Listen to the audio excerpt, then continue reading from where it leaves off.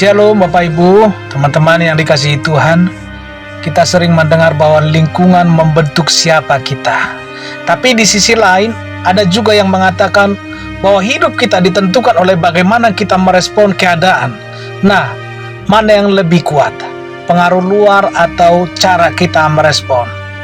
Seberapa besar pengaruh respon pribadi dan pengaruh luar dalam hidup orang Kristen? Saudara, dalam perjalanan sejarah, banyak tokoh besar, baik dalam Alkitab maupun di dunia, menghadapi tekanan dan tantangan dari lingkungan. Namun yang membedakan mereka bukanlah apa yang terjadi pada mereka, melainkan bagaimana mereka meresponnya. Hari ini kita akan melihat peran besar respon pribadi dibanding pengaruh luar dalam bentuk kehidupan orang Kristen berdasarkan firman Tuhan. Baik Bapak Ibu, yang pertama, sejarah membuktikan bahwa lingkungan bukan penentu utama. Dalam sejarah Alkitab kita melihat bahwa banyak tokoh besar justru muncul dari kondisi yang tidak ideal. Contohnya saudara, Yusuf dalam perjanjian lama, ia mengalami pengkhianatan dari saudara-saudaranya, dijual sebagai budak, bahkan dipenjara karena fitnah. Saudara, jika hanya melihat pengaruh luar, hidupnya seharusnya hancur. Tetapi respon Yusuf terhadap keadaan itulah yang mengangkatnya menjadi penguasa Mesir. Tertulis dalam Kejadian 41 ayat 40-41. Saudara, sejarah dunia juga menunjukkan bahwa hal serupa, misalkan Nelson Mandela yang dipenjara selama 27 tahun, saudara, bisa saja menyerah dan menyalahkan sistem yang menindasnya.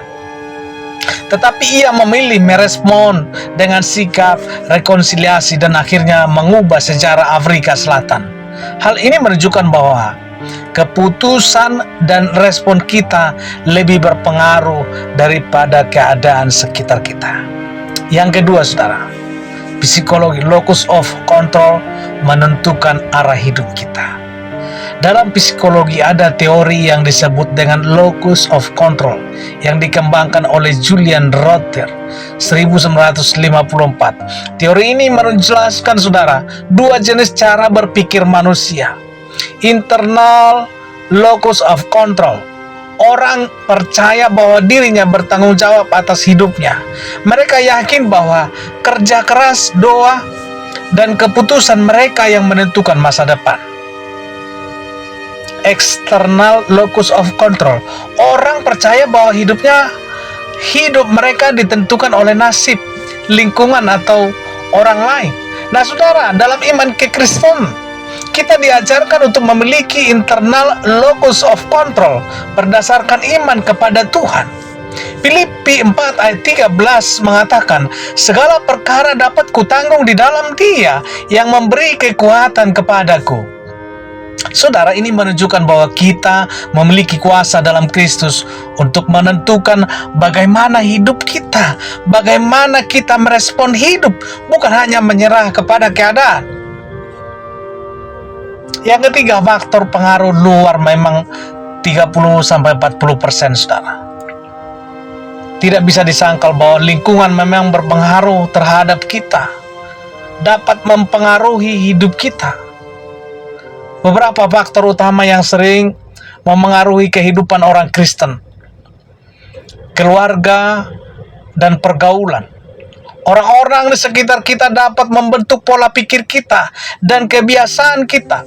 Tertulis dalam 1 Korintus 15 ayat 33. Tekanan sosial dan budaya, standar dunia sering bertentangan dengan firman Tuhan sehingga bisa menekan iman kita, saudara.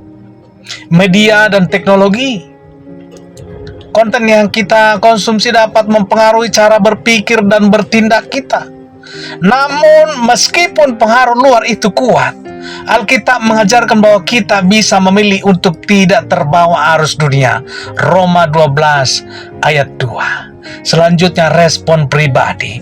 Respon pribadi terhadap situasi 60-70%. Kunci sejati perubahan hidup saudara. Alkitab penuh dengan kisah orang-orang yang tidak membiarkan keadaan luar menentukan nasib mereka. Salah satunya contoh terbaik adalah Rasul Paulus. Dalam perjalanan pelayanannya, ia dipenjara, dianiaya, bahkan nyaris mati beberapa kali saudara itu. Tapi responnya luar biasa. Dalam Filipi 1 ayat 12-14, Paulus menulis dari penjara bahwa justru penderitaannya membuat Injil semakin tersebar. Ini adalah bukti bahwa respon lebih penting daripada keadaan itu sendiri. Amin. Nah, terus bagaimana kita mengembangkan respon yang benar? Untuk menghindari pengaruh negatif dari lingkungan, kita harus pertama memiliki dasar firman Tuhan. Hidup kita harus berlandaskan kebenaran, bukan opini dunia. Mazmur 119 ayat 105. Yang kedua, menjaga komunitas yang sehat, bergaul dengan orang-orang yang membangun iman kita. Ibrani 10 ayat 25. Yang ketiga, mengembangkan pola pikir yang benar, memiliki pola pikir yang dipengaruhi, yang diperbaharui oleh firman Tuhan. Roma 12 ayat 2. Yang selanjutnya, bahwa kesalahan yang sering terjadi menganggap diri korban keadaan. Banyak orang merasa bahwa mereka tidak bisa berubah karena lingkungan mereka sulit, karena lingkungan mereka sungguh tidak mendukung. Padahal Tuhan tidak pernah memberikan ujian di luar batas kemampuan kita. 1 Korintus 10 ayat 13. Artinya tidak ada alasan untuk menyerah pada keadaan. Saudaraku, tokoh-tokoh yang berhasil mengatasi lingkungan seperti Nehemia hidup di tengah bangsa yang hancur, tetapi memiliki dan membangun kembali tembok Yerusalem. Seperti Daniel, hidup di pengasingan di Babel, tetapi tetap setia pada Tuhan meskipun banyak tekanan. Yesus Kristus di hadapan pada penolakan dan penganiayaan, tetapi memilih untuk tetap taat kepada Bapa, menebus dosa manusia. Saudara, peran iman dalam mengubah respon kita. Iman yang kuat membuat kita tidak mudah goyah.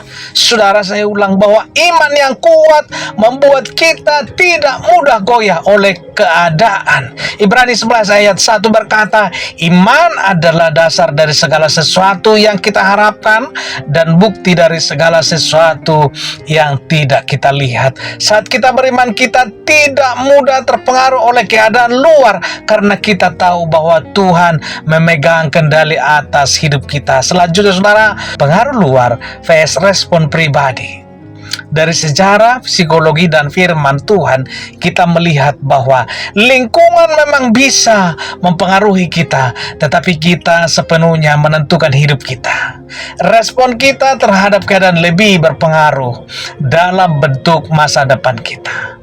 Saudara, respon kita terhadap keadaan lebih berpengaruh dalam membentuk masa depan kita. Jika kita mengandalkan Tuhan, kita tidak akan mudah dipengaruhi oleh dunia, melainkan hidup berdasarkan firman-Nya yang berkuasa. Saudara, tantangan untuk kita semua sekarang pertanyaannya, bagaimana kita akan merespon keadaan dalam hidup?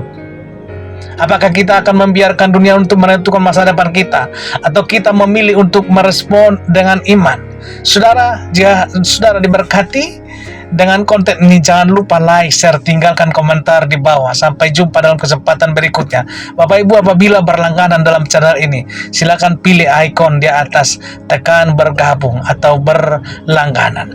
Tuhan Yesus memberkati. Salam sehat, salam hebat. Sampai jumpa dalam kesempatan berikutnya.